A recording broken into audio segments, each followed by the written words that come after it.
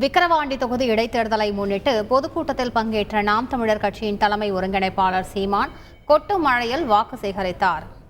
டாஸ்மார்க் சரக்கை சேமித்து வைக்க நீங்க கூட வச்சிருக்க, ஆனால் நாங்க உழைத்து விளைய வைக்கிற உணவுப் பொருளை சேமிக்க உணவு சேமிப்பு கிடங்கு வச்சிருக்கியா?